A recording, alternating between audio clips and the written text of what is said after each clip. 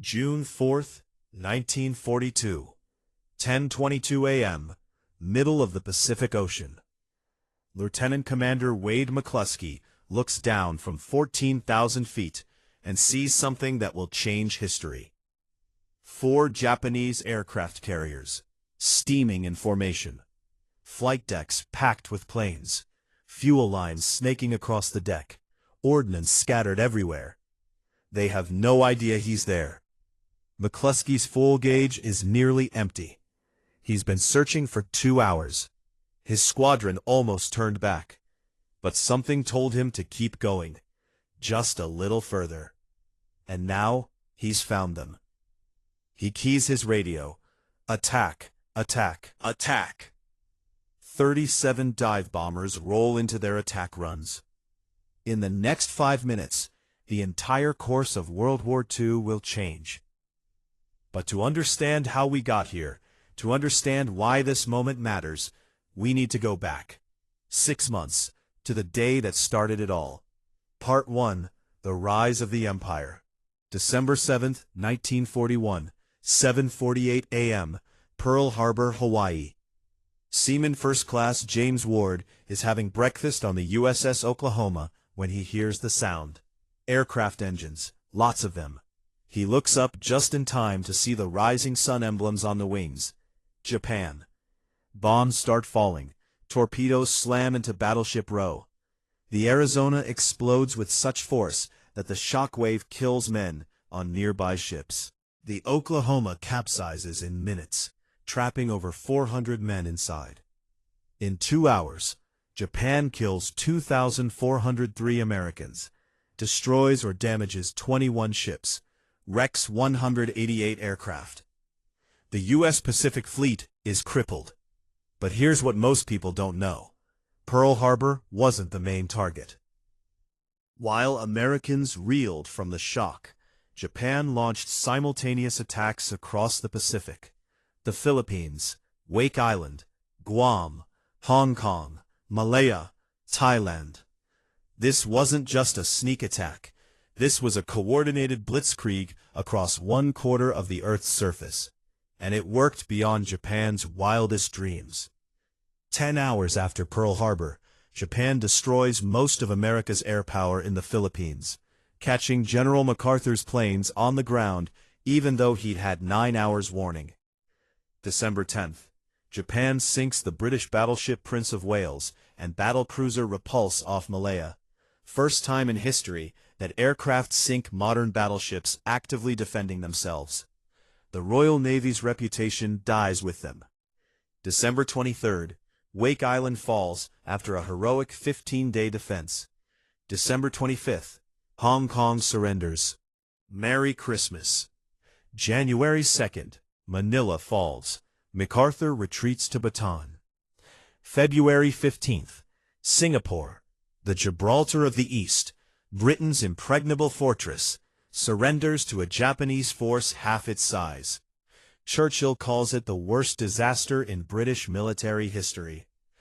March 9th, the Dutch East Indies falls. Japan now controls 90% of the world's rubber supply and 70% of its tin. April 9th, Bataan falls. 76,000 American and Filipino troops surrender in the largest capitulation in U.S. military history. May 6th, Corregidor falls. The Philippines are gone. In 5 months, Japan conquered an empire of over 100 million people. Territories that took European powers 3 centuries to acquire, Japan took in 150 days. Their navy hasn't lost a single major engagement. The British are broken. The Dutch are finished. The Americans are retreating. The Japanese carriers, the Kido Butai, the Pearl Harbor Strike Force, have raided across the Pacific and into the Indian Ocean unopposed. They've sunk 2 British aircraft carriers, destroyed hundreds of Allied aircraft, and forced the British Eastern Fleet to flee to Africa. Japan is unstoppable. Or so it seems. Part 2: The Code Breakers.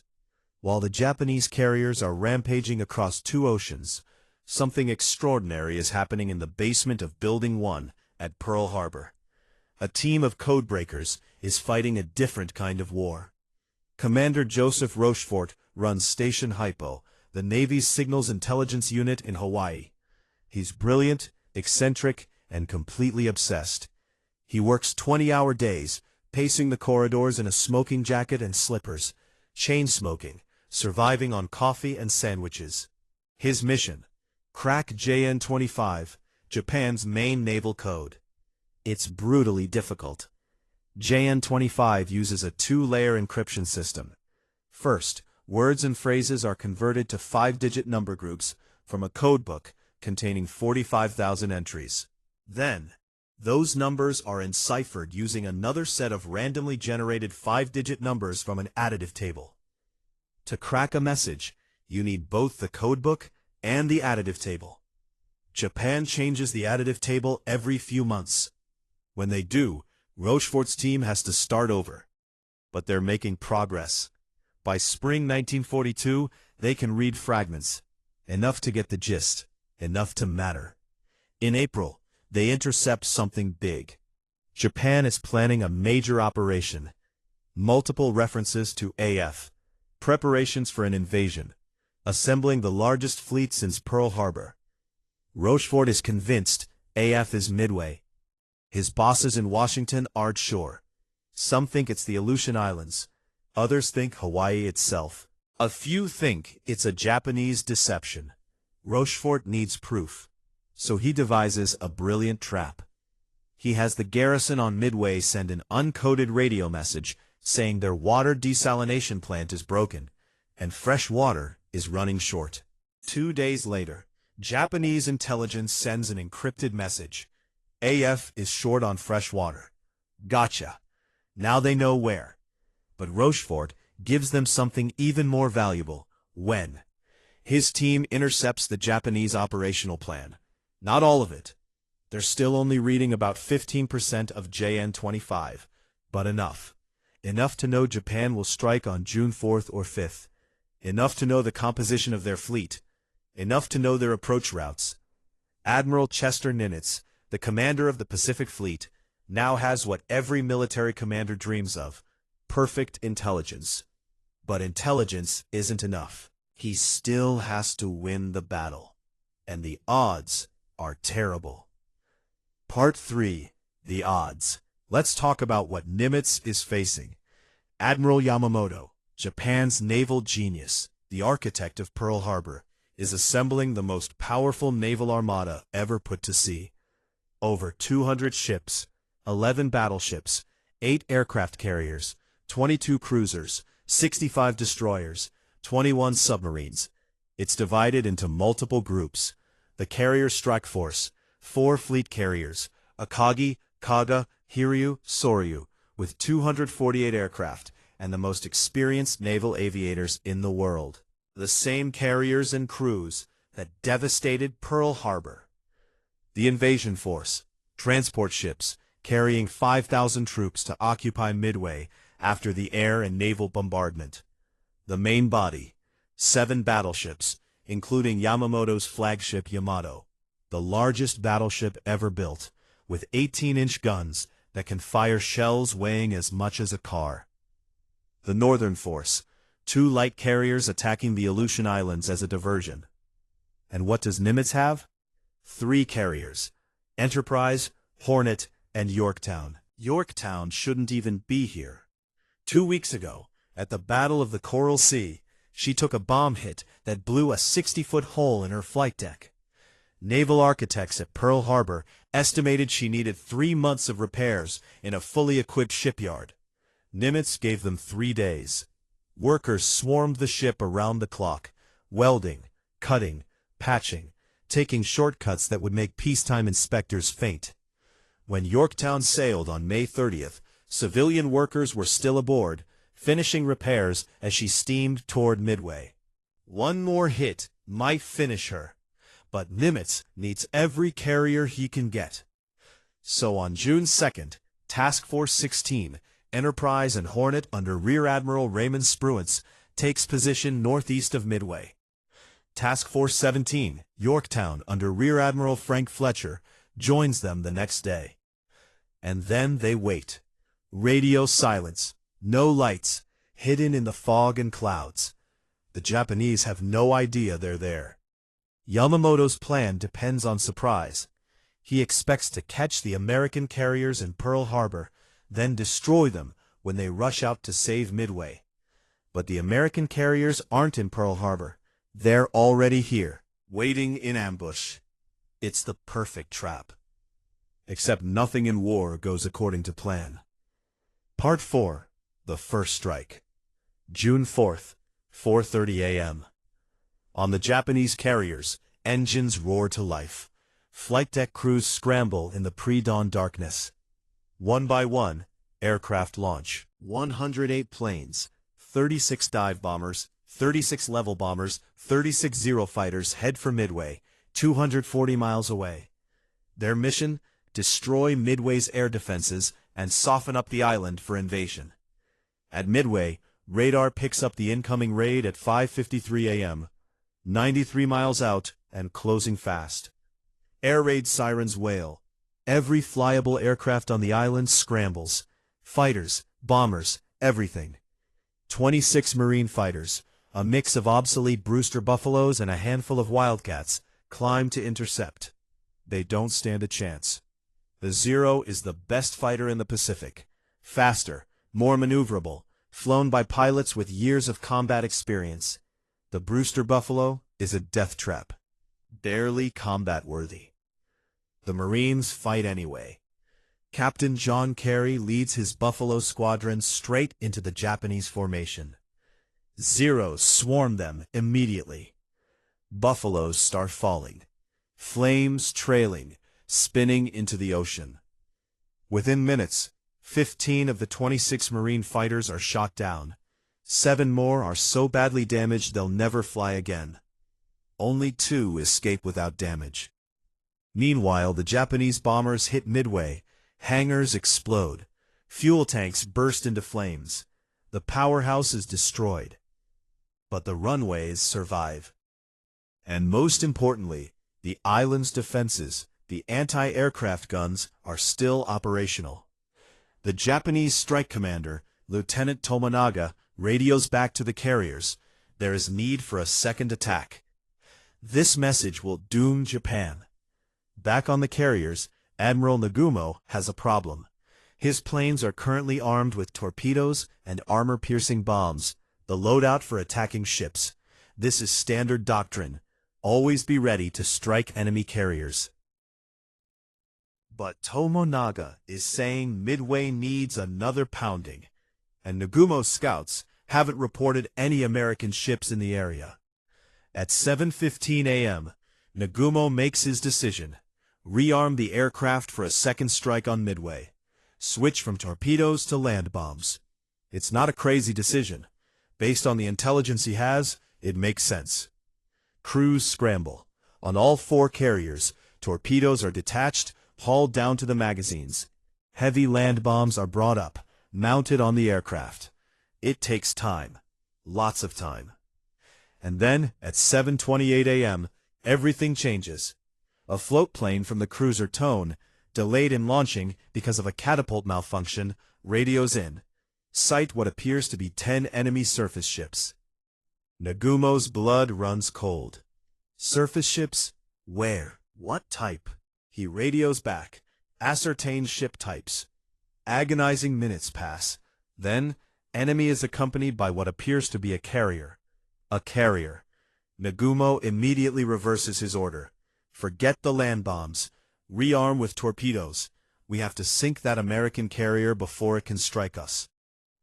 Now the hangar decks are chaos. Bombs that just got mounted, take them off. Torpedoes that just got stored, bring them back up. Ordnance crews are sprinting. Aircraft handlers are cursing. The deck is cluttered with fuel lines, bombs, torpedoes, and fully fueled aircraft. Safety protocols are ignored. There's no time. Bombs are simply stacked on the hangar deck.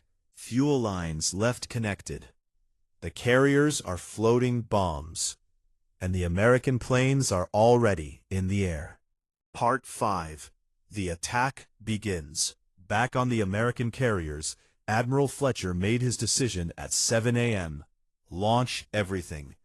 Enterprise and Hornet sent off 116 aircraft, 67 dive bombers, 29 torpedo bombers, 20 fighters. Yorktown held back temporarily, waiting for better intelligence on the Japanese position. She'd launch her strike group at 8:38 a.m. 17 dive bombers, 12 torpedo bombers, 6 fighters. The plan? Find the Japanese carriers and destroy them. Simple, in theory. In practice, it's a nightmare. The ocean is vast. Search areas overlap. Radio communication is spotty. Squadrons lose each other. Fighters run low on fuel and have to turn back. The attack that's supposed to be coordinated becomes a scattered, piecemeal mess. But scattered attacks can still be deadly. At 9:20 a.m., Torpedo Squadron 8 from Hornet finds the Japanese fleet. 15 Douglas Devastator torpedo bombers, led by Lieutenant Commander John Waldron. The Devastator is obsolete. Top speed, 115 miles per hour. The Zero can fly 100 miles per hour faster. To attack, the Devastator has to fly low and slow, straight at the target, to drop its torpedo. It's a sitting duck. Waldron knows this. His pilots know this. They attack anyway. No fighter escort. The Wildcats got separated. It's just 15 torpedo bombers against 4 carriers and their entire combat air patrol of Zeros. It's suicide. Waldron leads them in. Zeros dive on them immediately, machine guns blazing. One Devastator explodes, then another. Flames and debris spinning into the ocean. The survivors keep going, closing to torpedo range. More Devastators fall, burning, trailing smoke. Torpedoes drop, all miss. Within 6 minutes, all 15 planes are shot down.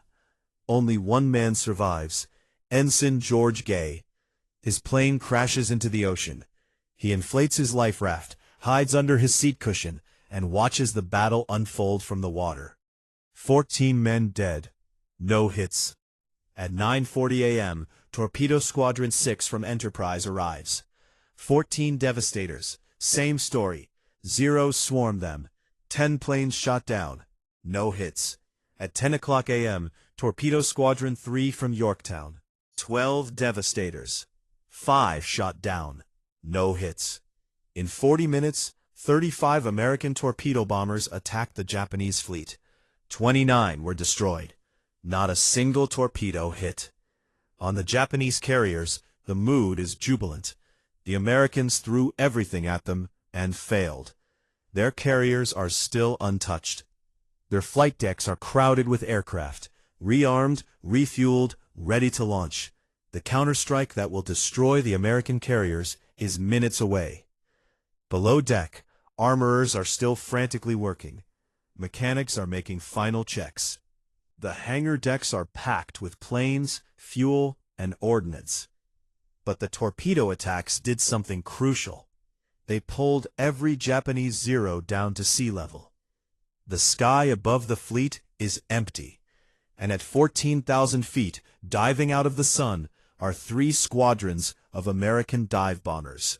Part 6. 5 minutes. 10:22 a.m. Lieutenant Commander Wade McCluskey sees them. After 2 hours of searching, after nearly turning back, after following a lone Japanese destroyer that led him straight to the fleet, there they are. 4 carriers, in formation, decks packed with aircraft. He's got 37 Douglas Dauntless dive bombers, split between 2 squadrons. He orders one squadron to hit the Kaga. He'll take his squadron and hit the Akagi. At the same moment, Lieutenant Commander Maxwell Leslie arrives with 17 Dauntlesses from Yorktown. 54 dive bombers, all arriving at the same time, completely by accident. The Japanese spot them too late. Zeros are at sea level, finishing off the torpedo bombers. By the time they see the dive bombers and start to climb, it's too late. McCluskey rolls into his dive. The Dauntless is a beautiful plane for this. Rock-steady dive platform, good visibility, accurate bomb sight. He dives at 70 degrees. The ocean rushing up, the carrier growing larger. 14,000 feet, 10,000 feet, 5,000 feet. Anti-aircraft fire fills the sky. Black puffs of flak, tracers arcing up. McCluskey ignores it all, eyes on the target. 2,000 feet, release. He pulls up hard, G-forces crushing him into his seat. Behind him, the bomb falls. 10:24 a.m., the first bomb hits the Akagi. It crashes through the flight deck, just behind the center elevator. Penetrates into the hangar below, where dozens of fully fueled, fully armed aircraft are waiting. The bomb explodes. Fuel ignites. Aviation gas erupts in a massive fireball. Torpedoes detonate. The blast rips through the hangar, igniting more planes, more fuel. A second bomb hits near the port side. Another explosion, more fires. Within seconds, Akagi's hangar deck is an inferno. At the exact same moment, the Kaga takes 4 bombs, maybe 5. The reports vary. Doesn't matter. The result is the same. Massive explosions, fire spreading across the hangar deck, planes exploding, ordnance cooking off. The flight deck, packed with armed and fueled aircraft, becomes a chain of explosions. Each plane that catches fire detonates its bombs and fuel, igniting the next plane. The Soryu, hit by Leslie's squadron from Yorktown, takes 3 bombs. Same result. Hangar deck inferno, uncontrollable fires. In 5 minutes, 3 Japanese carriers are burning. On the Akagi, Admiral Nagumo stands on the bridge, watching his flagship die. Fires are spreading. The bridge is filling with smoke. His staff begs him to abandon ship. He refuses. He wants to go down with his ship. Finally, his staff physically drags him off the bridge. They lower him on a rope to a boat. He transfers his flag to a cruiser. He's in shock. The carriers that destroyed Pearl Harbor, that raided across 2 oceans unopposed, are burning. Below deck on all 3 carriers, the crew is trapped. The hangar deck fires are too intense. Explosions keep ripping through the ships. Fuel and ordnance are cooking off. Pilots who bombed Pearl Harbor. Mechanics who serviced the aircraft. Armorers who loaded the weapons, all trapped below. Some try to escape through hatches. They're met with walls of flame. Others suffocate as smoke fills the lower decks. Many die when magazines explode, breaking the ship's backs. The Soryu sinks first. At 7:13 p.m., she goes down, taking 718 men with her. The Kaga sinks at 7:25 p.m. Over 800 dead. The Akagi lingers. Fires burn all night. At dawn on June 5th, she's still afloat, but unsalvageable. Japanese destroyers torpedo her to prevent capture. She sinks, taking 267 men with her. But there's still 1 Japanese carrier left. Part 7, The Hiryu's Revenge. The Hiryu was separated from the other 3 carriers. She's several miles north of the Inferno. Her captain, Rear Admiral Tamon Yamaguchi, is one of Japan's best naval commanders. He's not done fighting. At 10:40 a.m., just minutes after the dive bombers devastated the other carriers, Hiryu launches a counterstrike. 18 dive bombers, 60 fighters, everything she has ready. Their target, the American carriers. At 12 p.m., they find the Yorktown. Her combat air patrol tries to stop them.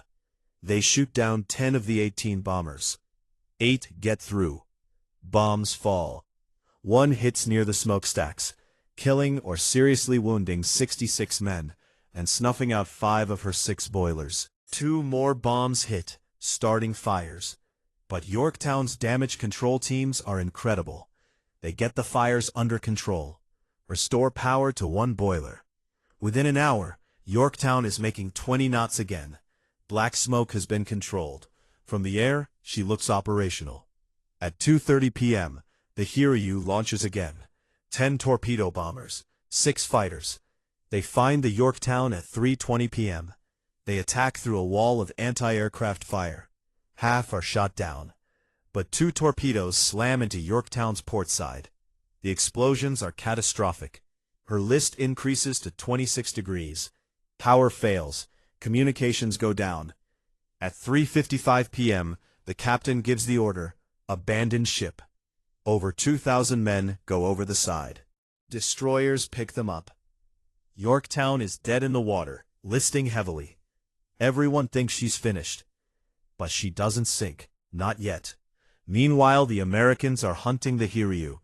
At 3:30 p.m., a scout plane from Yorktown, launched before she was hit, locates the Hiryu. Enterprise immediately launches 24 Dauntlesses. They find her at 5 p.m. The Hiryu is racing at full speed, launching more planes, her deck crowded with aircraft. The dive bombers attack. 4 bombs hit.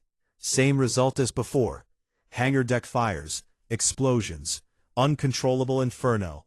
By 5:10 p.m., the Hiryu is doomed. Admiral Yamaguchi refuses to abandon ship. He goes down with her when she sinks the next morning, taking 392 men with her. All 4 Japanese carriers are gone. Part 8, The Reckoning. June 5th, dawn. Admiral Yamamoto, aboard his battleship Yamato 300 miles away, receives the reports. All 4 carriers lost. Hundreds of aircraft destroyed. Thousands of men dead. He's still got 7 battleships, including the mighty Yamato. He considers pushing forward, forcing a night surface battle. But what's the point? Without carriers, without air cover, his battleships are sitting ducks for American dive bombers. At 2:55 a.m. on June 5th, he gives the order, retreat. The invasion of Midway is cancelled. Operation MI, Japan's plan to lure out and destroy the American carriers, has ended in disaster. But the battle isn't quite over. On June 5th, American planes catch the crippled heavy cruisers Mogami and Makuma trying to escape. They sink the Makuma and heavily damage the Mogami. And the Yorktown, incredibly, is still afloat. On June 6th, salvage teams reboard her. They think they can save her. Tugs start towing her back to Pearl Harbor. But Japanese submarine I-168 finds her. On June 7th, the sub fires 4 torpedoes. 2 hit Yorktown. 1 hits the destroyer Hammond, tied alongside. Hammond sinks in 4 minutes, taking 80 men with her. Yorktown finally rolls over and sinks at dawn on June 7th. Part 9. The Cost. Let's count the cost. Japan lost 4 fleet carriers, Akagi, Kaga, Soryu, Hiryu, 1 heavy cruiser, Mikuma, 248 aircraft, 3,057 men killed. But numbers don't tell the full story. Japan lost the carriers that bombed Pearl Harbor, the most experienced carrier crews in the world, pilots with thousands of hours of combat experience, mechanics who could service aircraft in their sleep, air traffic directors who could coordinate complex operations perfectly. You can build new carriers in a year. You can't replace that level of experience in a decade. Japan will build more carriers, but they'll never have the quality of crew they had before Midway. America lost 1 carrier, Yorktown, 1 destroyer, Hammond, 147 aircraft, 307 men killed. Strategically, it's not even close. Part 10. The Turning Point. Before Midway, Japan was unstoppable. They'd conquered half of Asia and the Pacific. Every battle had been a victory. Their navy ruled the Pacific. After Midway, everything changed. The strategic initiative passed to America, and it never went back. 6 weeks after Midway, U.S. Marines landed on Guadalcanal, the first American offensive of the war. It would take 2 more years of brutal island hopping. Tarawa, Kwajalein, Saipan, Peleliu, Iwo Jima, Okinawa. But from Midway onwards, Japan was on the defensive. They never launched another major offensive operation. They never recovered from the loss of their carrier strike force. And here's the thing that should terrify any military planner. Japan lost Midway because of intelligence failure. They thought they had surprise. They were wrong. They thought the American carriers were at Pearl Harbor. They were wrong. They thought they could soften up Midway before the American fleet arrived. They were wrong. Every assumption they made was false. And all because a team of codebreakers in a basement in Hawaii, led by an eccentric commander in a smoking jacket, cracked their code. Intelligence won the Battle of Midway before the first bomb fell. But intelligence alone wasn't enough. It took the courage of the torpedo bomber pilots who flew into certain death to pull the Zeros down to sea level. It took Wade McCluskey's decision to keep searching when he could have turned back. It took the Yorktown's crew working 72 hours straight to make her combat ready. It took the damage control teams who saved Yorktown twice. It took the dive bomber pilots who put their bombs exactly where they needed to go. Midway was won by intelligence, courage, and 5 minutes of incredible precision. 5 minutes that changed the war. Epilogue. After the war, Admiral Nimitz visited Japan. He met with surviving Japanese naval officers. One of them asked him, "How did you know we were coming to Midway?" Nimitz smiled. "We read your mail." The codebreakers at Station Hypo were never publicly acknowledged during the war. Their work was too secret, too valuable. But they saved the Pacific Fleet. Commander Rochefort received no decoration for his work until 1985, nearly 15 years after his death. The pilots of Torpedo Squadron 8 were all awarded Navy Crosses posthumously. Ensign George Gay, the sole survivor, spent 30 hours floating in the ocean before being rescued. He watched the entire battle from the water. He survived the war and became a commercial pilot. Wade McCluskey received the Navy Cross. He survived the war, eventually retiring as a rear admiral. The Yorktown received a Presidential Unit Citation. Her wreck was discovered in 1998, sitting upright in 16,650 feet of water.